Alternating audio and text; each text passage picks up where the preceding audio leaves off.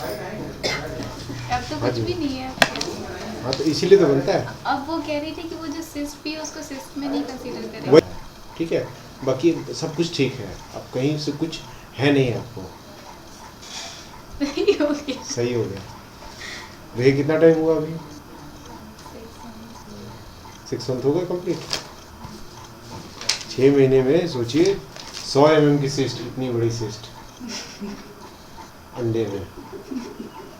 जिस डॉक्टर को ये आई थी बहुत पेन में हमारे पास, अपनी कंडीशन बताइए, उसमें भी रिकॉर्ड होगा।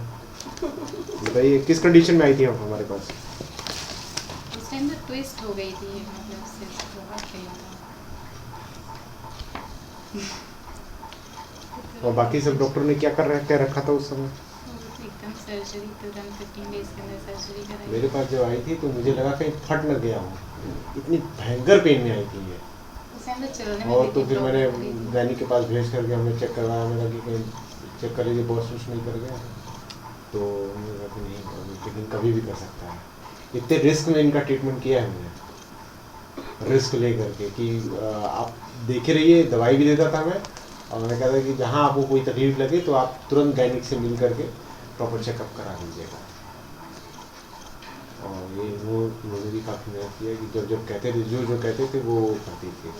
हर 2-2 दिन बुला करके चेकअप करते थे तो करवाते थे।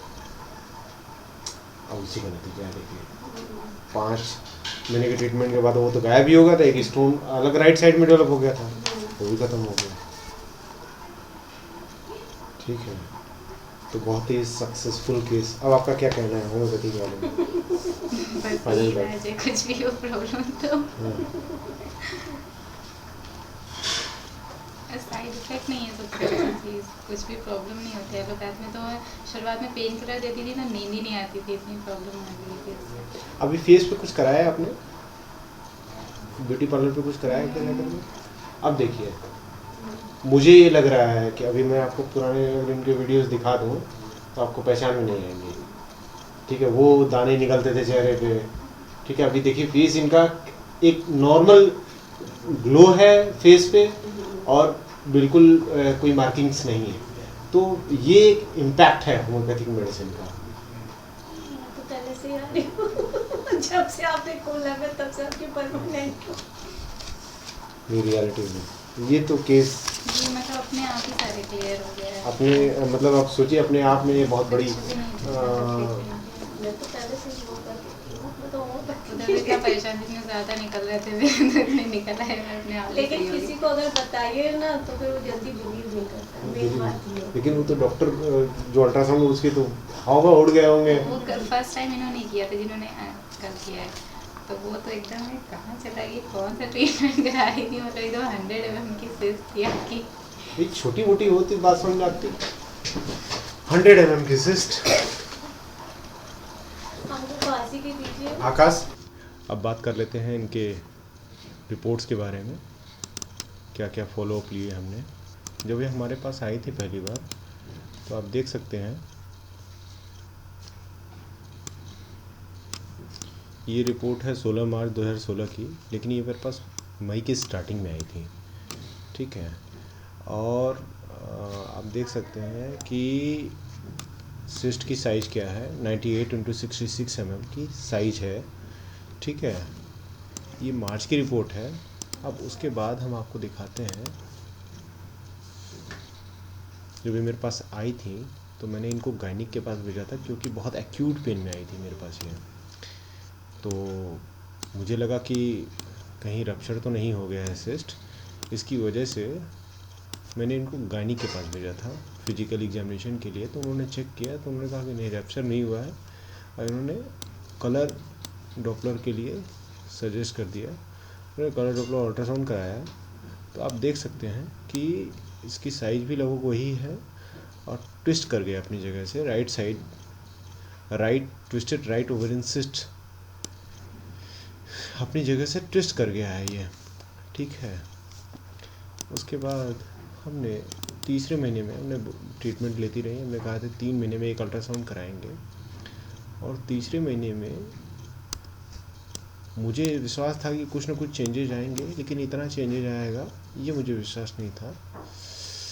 29 जुलाई 2016 में जब इन्होंने टेस्ट कराया तो देख सकते हैं लगभग आधी हो गई सिस्ट की साइज।